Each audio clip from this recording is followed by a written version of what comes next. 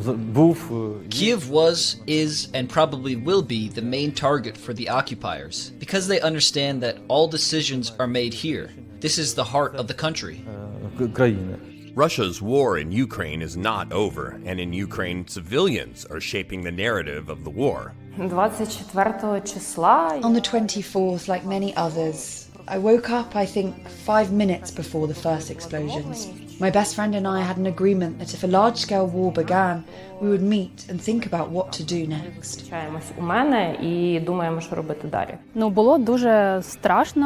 It was very scary. I was nervous. We spent the night in a bomb shelter. We went there at night, also on the day when there was a siren. When I heard the explosions, my hands were shaking. I was very scared. Ukrainian civilians have started to share their stories, what they witnessed on the day the war began, how they felt as they struggled with the choice to leave their homeland, and what happened next. And here I am with my friend. We've been together since the first day. We went through Poland with transfers and trains. Well, that's how you got to the border. Then to Warsaw, and from Warsaw by evacuation bus to Tallinn. The bridge was blown up, which connected Kyiv with our location. We couldn't get out of there, so we lived for 2 weeks. It was terrible, because when there was silence, we were the most afraid. In Tallinn, at that time, there was only one centre for refugees, so everything was a bit difficult there. It was not fully organised. They simply did not expect that such a situation could happen. Some decided to travel back to Ukraine after being away during the early days of the war. I returned to Kyiv on March 31st. And I told myself, psychologically, that the war would end. I got off the train at 10 a.m. and no more shots were fired.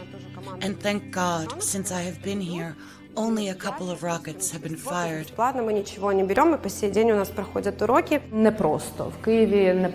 It is not easy in Kyiv, and in 2 weeks of living here, I spent more money than in a month of living in Estonia. But there is a feeling that you are in your place. You are at home. You stand very strong on your land. Those that have returned to Ukraine are coming home to damaged cities. Hundreds of buildings and other structures have been harmed in the country's capital. Fortunately, there are no houses that cannot be restored. We conducted examinations. A total of 390 objects were destroyed in the city of Kyiv.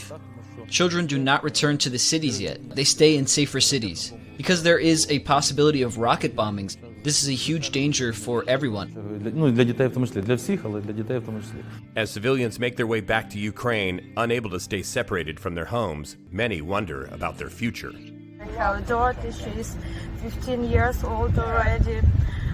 All her life is just starts, and I can't believe that she can't go to school now. Now she was on her way to decide what she's going to do after school. And now we don't know if we have future or not, but we are fighting, we believe everything is going to be okay.